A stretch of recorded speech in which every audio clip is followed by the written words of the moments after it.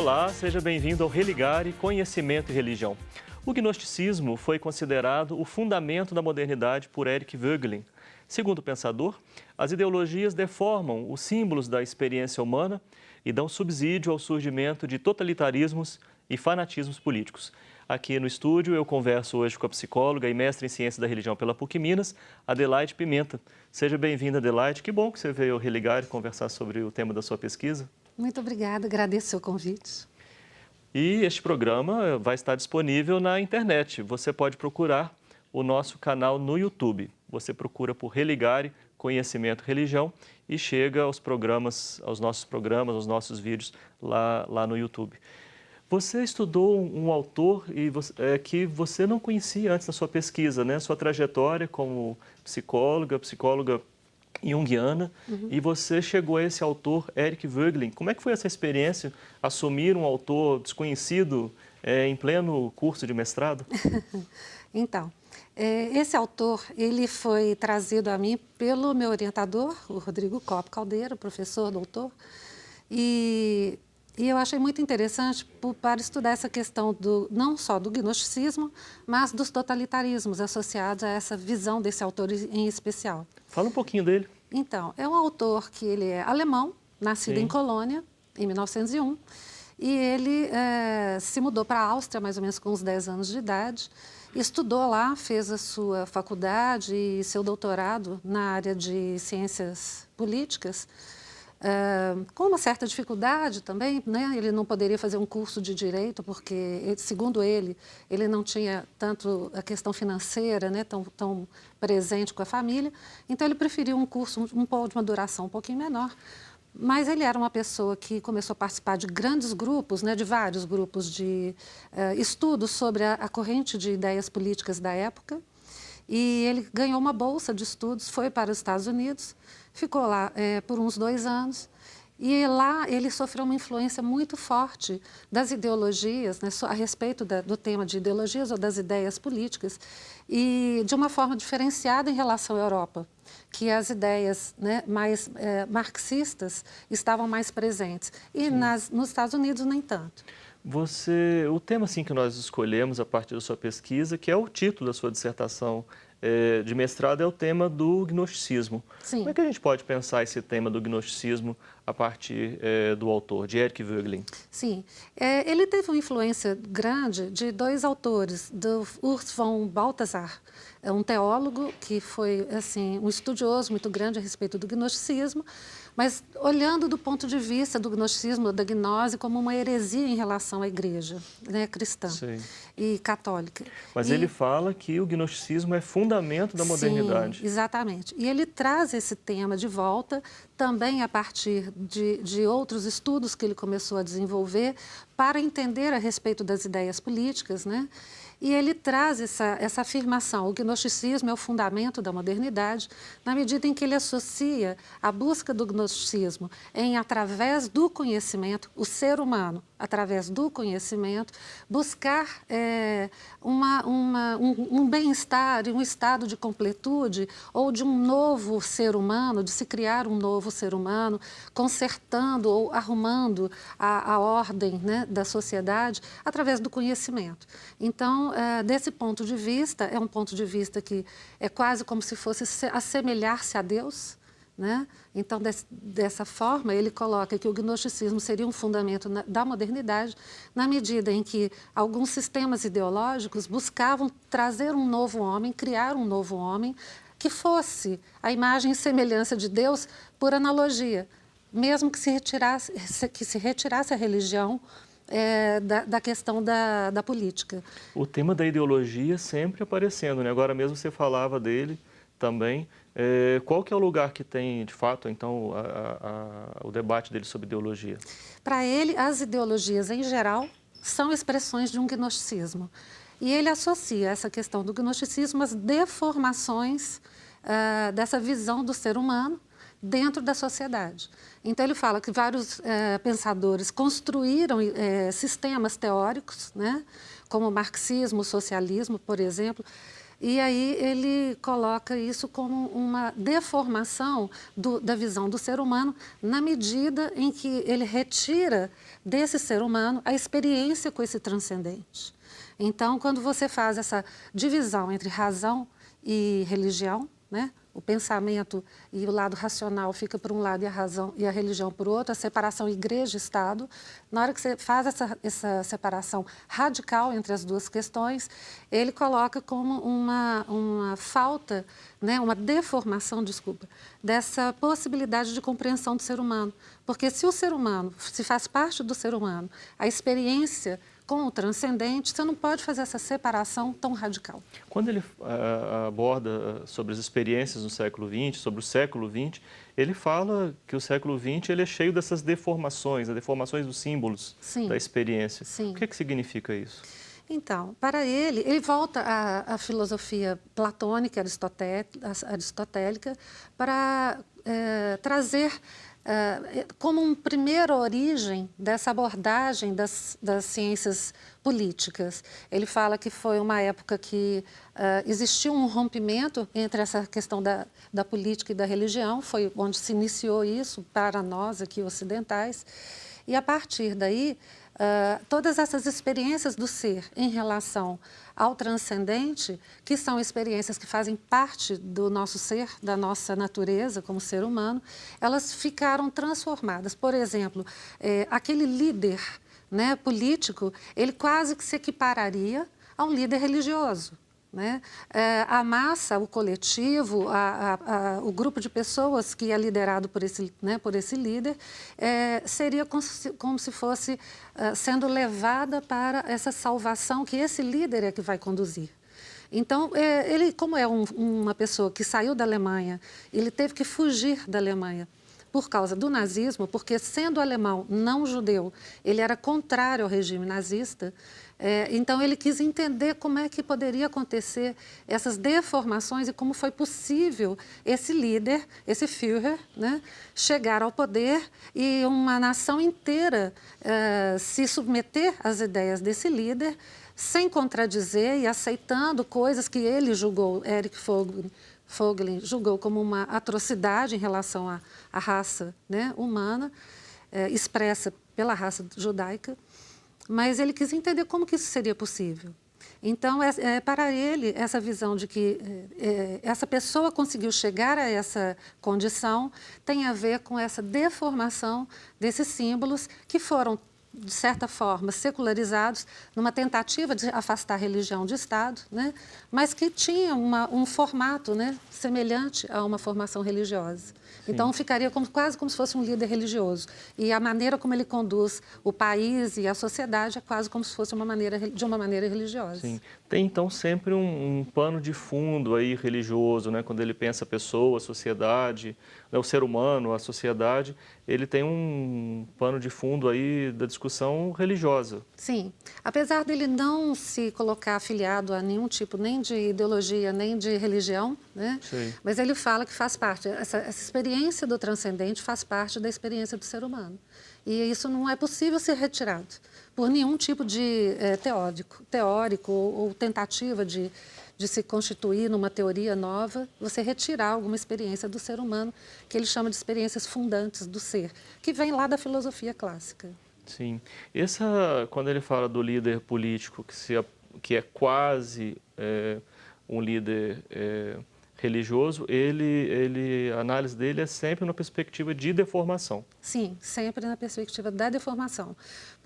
Exatamente porque se você retira algo dessa experiência do ser humano, que seria essa experiência com o transcendente, a base dele é essa, né? Você está falseando toda a base da sua teoria. Então, ele fala que quando tem, né, o contato com algumas ideologias, se você vai estudar isso num nível dos termos filosóficos, né, que são os termos que dão um fundamento maior a isso, eles são frágeis. Foi o que ele percebeu. Isso tem a ver com o que ele fala também sobre a doença do espírito? Sim. Ou é uma outra questão?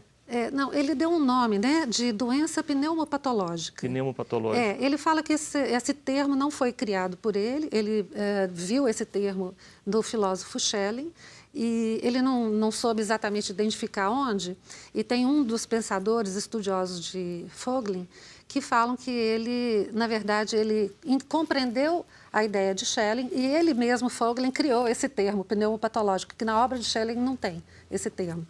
Mas é um termo muito utilizado por ele para realmente dizer desse tipo de pessoa ou pensador, ele fala mesmo dos teóricos, né, não só dos líderes, mas que promoveram essa distanciação entre o ser e essa transcendência, né? Então, não existe uma doença psicopatológica. A pessoa, vamos dizer, aquele líder, por exemplo, Hitler, ele não foi uma pessoa que tinha uma doença mental. Ele era uma pessoa que tinha uma doença do espírito, porque separava essa presença dessa experiência do transcendente com o ser humano, com a vivência do ser humano. Sim, eu acho que a gente pode ainda aprofundar um pouco mais no segundo bloco. Queria também, no segundo bloco, conversar um pouco mais a partir desse autor, como é que nós poderíamos entender os nossos dias. Sim. Né? Aí vai depender muito de você. Eu acho que vamos falar mais de você do que de Vogelin no segundo bloco. Hoje no Religare eu recebo a Adelaide Pimenta, ela é psicóloga, também mestra em Ciência da Religião pela PUC Minas. A nossa conversa é sobre gnosticismo e modernidade. Vamos fazer um breve intervalo e voltamos já.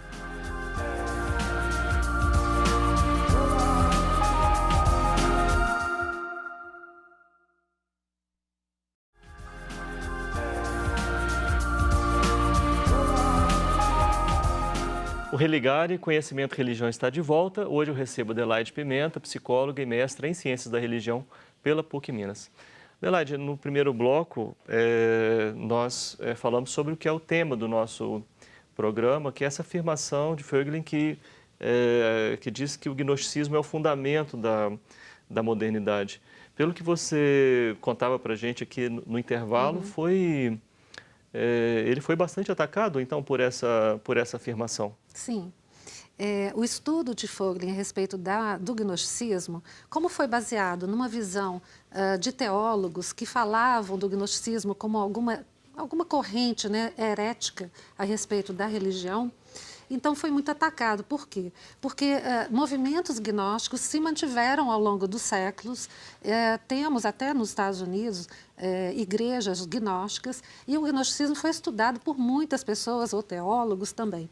E eles não concordaram, em hipótese alguma, com essa posição de Vogelin, de acusar, vamos dizer, o gnosticismo como essa abordagem capaz de fazer essa mudança, essa deformação desses símbolos da experiência.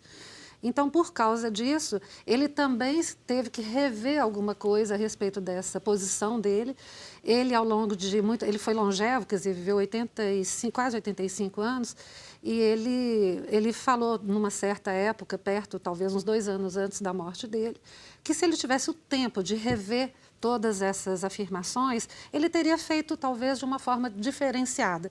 Ele não teria retirado a questão do gnosticismo, mas ele via que tinham outras possibilidades que poderiam estar associadas com essa ideia que ele estava trazendo, das deformações dos símbolos da experiência pelas ideologias, e ele poderia dar outro nome, talvez. Ele não retiraria a questão do gnosticismo como ele estudou.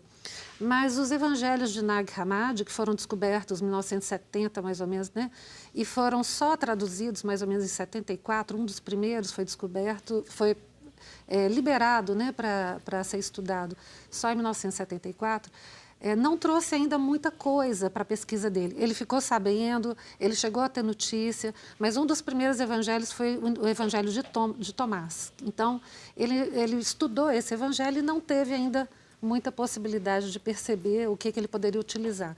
Então, assim, muitos anos depois é que se foram traduzindo os outros evangelhos, e talvez desse material para a pesquisa de Vogelin. Ele foi um autor muito interessante, que ele privilegiou a verdade. Então, ele tinha feito um estudo de mais de 5.000 páginas a respeito da história das ideias políticas, e porque ele percebeu que ele não poderia falar de uma forma linear sobre as histórias das ideias políticas, não faz sentido, ele abandonou esse projeto.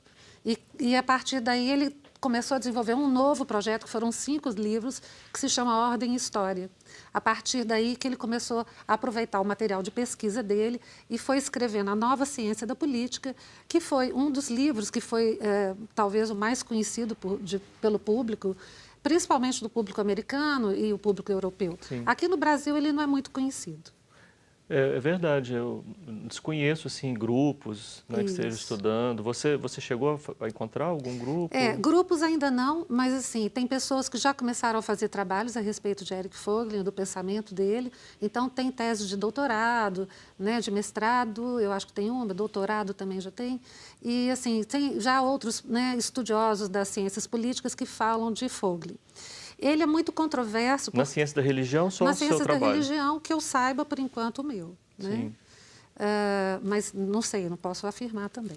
Sim. Mas é um autor que tem sido trazido à tona justamente porque ele é muito crítico a respeito das ideologias, ele tem uma posição, né, de trazer essas experiências, né, do ser humano como as experiências fundantes para qualquer abordagem a respeito da política.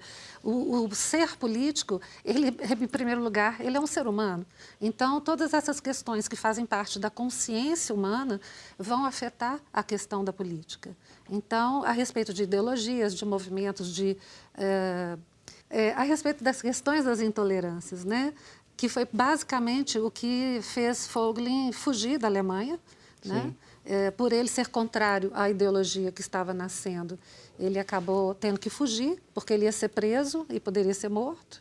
Então, tudo isso fez com que ele ficasse, de certa forma, né, como uma pessoa controversa.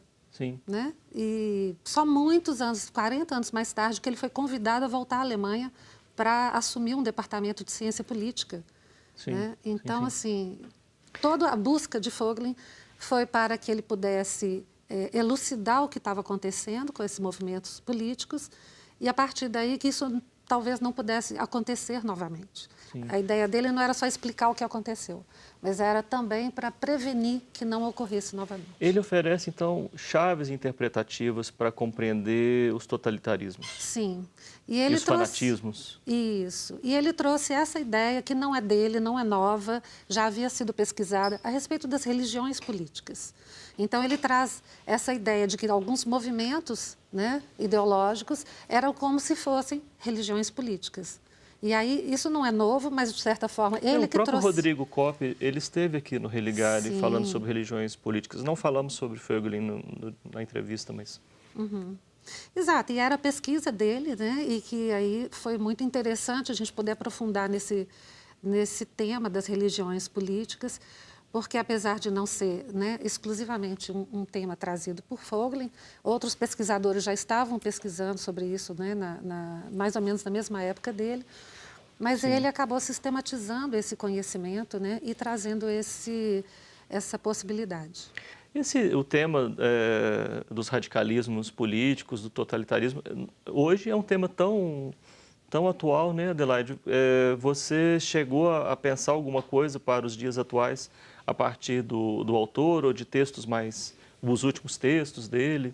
Então, ele faz exatamente essa proposta, né, que a gente possa começar a perceber que esses movimentos que se mantiveram, né, apesar dele ter morrido em 1985, mas a gente vê que existem até hoje grupos neonazistas que se denominam neonazistas, tanto nos Estados Unidos quanto na Europa, em diversos, né, na Argentina.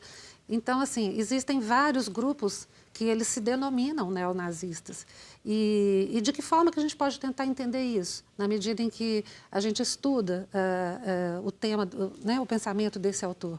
Ele propõe que a gente possa trazer para a atualidade essa percepção dessa ideologia que ela tem um formato religioso, apesar de se dizer secularizada. Né? É essa a questão. Então, assim, quando ele fala que aquele grande líder vai levar o povo à Terra Prometida, isso é um modelo religioso. Né? Sim. Então, os messianismos políticos têm essa característica, essa herança, não? Exatamente. Então, quando um grupo fanático, de fanatismo, ele fala que ele é que sabe o que... Ou ele tem um líder, normalmente você tem um líder que vai conduzindo aquele grupo, né? apesar de existirem grupos na internet, mas sempre tem alguém que encarna esse papel de líder. E na medida em que eles falam que tem que ser feito, né, é uma maneira que é própria daquele grupo e que tem que ser daquela maneira para alcançar, normalmente, assim, uma terra prometida, entre aspas, né? Porque o objetivo é alcançar uma nova maneira de ser, um novo mundo, um novo ser humano, através daquele tipo de pensamento. Vamos exterminar tais grupos porque nós temos que purificar o ser humano. Toda essa visão, ela tem uma carga de abordagem religiosa. De certa forma, em formato secularizado, como você já bem disse aqui, trazer para si a noção de um domínio divino, né? Quer dizer, eu tenho um poder de Deus, isso, né? Para fazer se assemelhando tal a coisa. Deus, Sim. né? Só que sem dizer que tem isso, né? Que tem essa possibilidade religiosa. Então, isso é que traz a ideia de Voegelin, de que eles se apropriam desses símbolos em deformação, criam uma segunda realidade, que ele fala que é como se colocasse essa realidade em cima da realidade que vivemos, né? Então, isso passa a ser uma nova realidade, na medida em que se exclui essa possibilidade da transcendência ou da questão da religião também. Mas tem um formato, né, religioso muito ligado também às questões do apocalipse, dessa visão de um novo mundo, ou, né, de chegar a um novo mundo, um novo ser, ou uma terra prometida, que é uma visão apocalíptica, que vai passar por toda uma purificação, muitas vezes com uma guerra, muitas vezes com uma revolta muito radical, sim, para chegar numa nova terra. Eu não consigo deixar de pensar assim, muito no caso brasileiro, em particular, no último esse momento que a gente vive agora, em que tanto pessoas ou grupos de um lado, de outro, não é, se afirmando cada um na sua trincheira, não é, cada grupo se apresentando como portador da verdade, a única saída para a nação. Uhum. É uma leitura importante essa, então, com certeza. Sua, não? Traz reflexões enormes, né, para a atualidade. Para quem quiser pensar um pouco sobre o que está acontecendo. Com certeza, é um autor que vale a pena ser lido. Como eu disse, ele, de certa forma, foi um pouco controverso por causa dessa postura dele, né, em colocar o gnosticismo como esse fundamento da modernidade, mas ele está dizendo dessa pretensão do ser humano de achar, entre aspas, né, como se fosse Deus, achar que ele vai saber qual é a resposta para salvar o ser humano, o outro ser humano. E quem sabe disso, não, Adelaide? Né? Então... E quem sabe? E quem sabe disso, né? Olha, você falando que é um autor importante, a literatura dele é acessível em português? Sim, já existe a tradução de vários livros de Eric Voegelin aqui no Brasil. A gente encontra essa coleção principal, Ordem e História, traduzida. E tem esse monumental trabalho de mais de 5.000 páginas que ele tinha realmente abandonado, mas depois da morte dele foi reeditado. Então, nós também já encontramos em português vários dos livros. Ainda não a coleção completa, mas vários. Ótimo. Obrigado por você ter vindo aqui conversar com a gente sobre o seu trabalho. Obrigada, eu que agradeço. O Religare é um projeto de extensão do Programa de Pós-Graduação em Ciências da Religião da PUC Minas. Caso você queira conhecer um pouco mais sobre os nossos projetos, é só acessar a página pucminas.br/ppgcr. Nós te agradecemos pela companhia e caso tenha qualquer sugestão, basta mandar um e-mail para a nossa equipe. O e-mail é religare@tvhorizonte.com.br. Um abraço muito cordial e até a próxima semana. Até lá!